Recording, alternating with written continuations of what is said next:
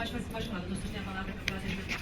Excelentíssima desembargadora, presidente, doutora Kátia Maria, receba as homenagens da advocacia, homenagens essas que eu estendo aos demais desembargadores aqui presentes, o desembargador relator, doutor Luciano Silva, o desembargador revisor, doutor Flávio Marcelo, e o desembargador vogal, o doutor Peterson Barroso. Excelências, o caso que me traz aqui hoje é um habeas corpus discutindo a desnecessidade da manutenção de uma prisão preventiva. O que aconteceu? O paciente ele foi denunciado por uma suposta prática de tentativa de homicídio. Esse caso ele foi a plenário, as teses defensivas foram apresentadas aos jurados e os jurados, exercendo a sua soberania dos vereditos, entendeu que o crime ali em comento não se tratava de uma tentativa de homicídio. Sendo assim, o crime ele foi desclassificado e passou a ser apurado pelo juiz togado. O juiz togado, ao apurar a sua decisão, ele tipificou a conduta numa lesão corporal qualificada, que a defesa se insurge dessa decisão, mas está sendo discutida no local correto, que é o recurso de apelação. Contudo, ao proferir a decisão, ele estabeleceu uma pena de 5 anos e 4 meses no regime semiaberto e,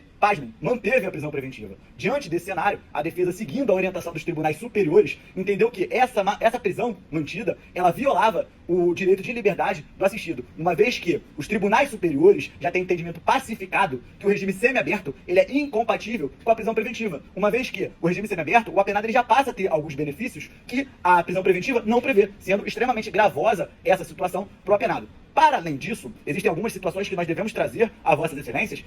O eminente relator, ele proferiu a liminar, entendendo que o caso era caso de concessão de ordem, já que, de maneira exemplar, ele colacionou vários julgados, e aqui nós vamos ressaltar algumas situações.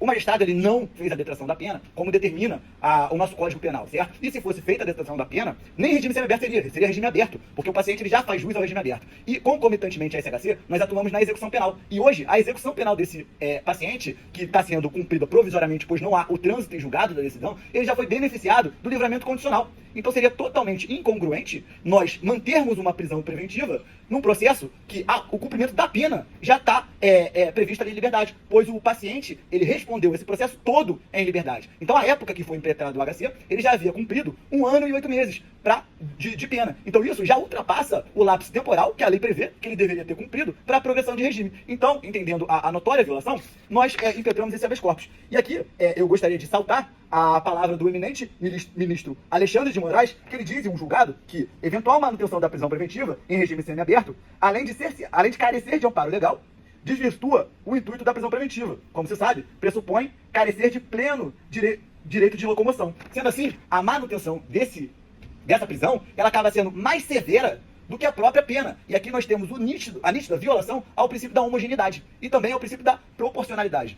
Não é notório que uma pessoa, ao cumprimento da pena, seja mais benéfico do que a própria prisão preventiva. A prisão preventiva ela serve para garantir o futuro cumprimento da pena. E se no futuro cumprimento da pena ela não vai ficar presa, a defesa entende que, conforme o eminente relator já decidiu em sua liminar, essa decisão ela deve ser mantida por total amparo legal e jurisprudencial. Eu vou colecionar aqui um julgado do STJ, do ministro Reinaldo Soares, que ele fala que, segundo o princípio da homogeneidade, colorário ao princípio da proporcionalidade, não se figura legítima a custódia cautelar quando sua imposição se revela mais severa do que a própria pena imposta ao final do processo. E aqui é justamente o que nós temos.